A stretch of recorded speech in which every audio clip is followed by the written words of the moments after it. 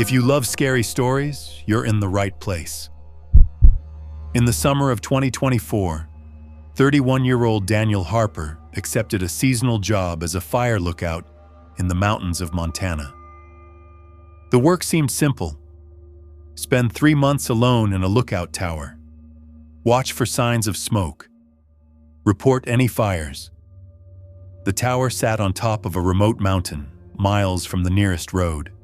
There was no internet, no television, only a radio used to communicate with nearby lookout stations. Daniel loved the isolation at first. The view was incredible. The silence was peaceful. For the first few weeks, nothing unusual happened. Then, one night, everything changed. At exactly 2:17 a.m., the radio crackled to life. A voice emerged through the static. "Tower 14, do you copy?" Daniel grabbed the microphone. "This is Tower 14. Several seconds of silence followed. Then the voice replied, "You need to leave." Daniel frowned. "Who is this?" More static. Then, "He's climbing."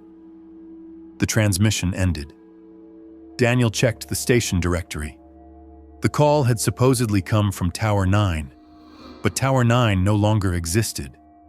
According to records, it had burned down during a wildfire in 2004.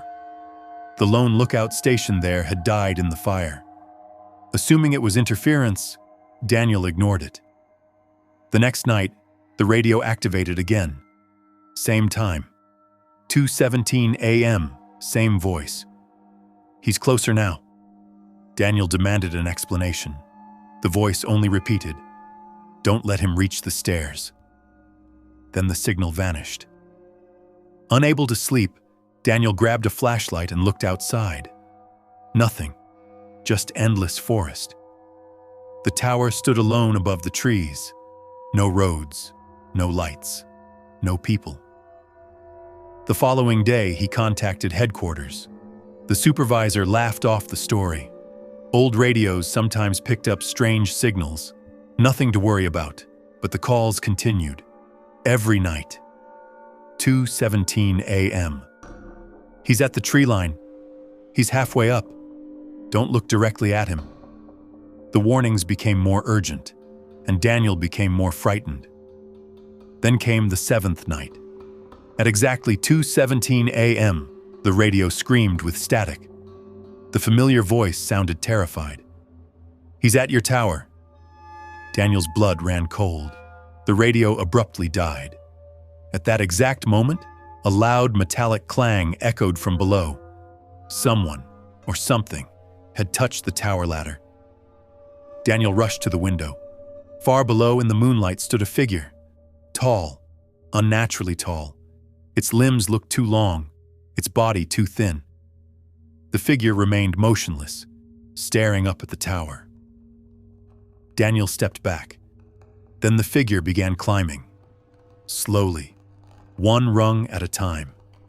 Its movements were jerky, almost mechanical. Daniel locked the trapdoor leading into the tower cabin. The climbing continued. Metal creaked beneath the creature's weight. Closer, closer, closer. Then silence. For several minutes, nothing happened. Daniel thought it might be gone.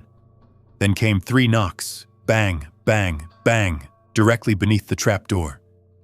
Daniel held his breath. The knocks stopped. A voice echoed through the wood. His own voice. "Open the door, Daniel." Every hair on his body stood up. The thing outside sounded exactly like him. "It's safe now." Another knock. "Please let me in." Daniel backed away. The voice continued speaking for nearly an hour, changing, mimicking different people. His mother, his brother, his supervisor. Every voice sounded perfect. Just before dawn, the sound stopped. When sunlight arrived, Daniel cautiously opened the trapdoor. Nothing was there, only scratch marks covering the ladder. Deep scratches, as if made by enormous claws. Daniel immediately packed his belongings. He planned to leave that afternoon. Before he could, Another radio message arrived. Not at night. Not at 2:17 a.m. This time it came in broad daylight. Don't go down. The familiar voice sounded desperate. It's waiting below. Daniel looked out the window. The forest appeared normal, yet something felt wrong. Hours passed. Finally, convinced fear was affecting his judgment, he started down the ladder.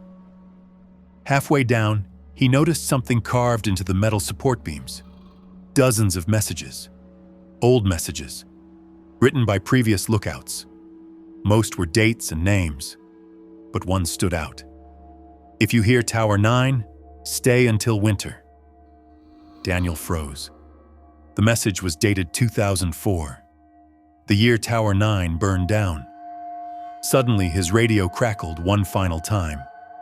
The voice returned, calm, defeated. Too late. A loud crash echoed from the forest below. Branches snapped. Something massive moved between the trees, coming toward the tower. Fast. Daniel never made it back to headquarters. Search teams found the tower abandoned 3 days later. His truck remained parked at the base of the mountain. His supplies were untouched, but Daniel had vanished. No footprints, no evidence, no trace. Only one strange detail remained. His radio was still active, and according to recorded logs, a transmission had been sent from Tower 14 every night since his disappearance. Always at exactly 2:17 a.m. Always the same message. You need to leave. And the signal is somehow being received from Tower 9, the tower that burned down 20 years ago.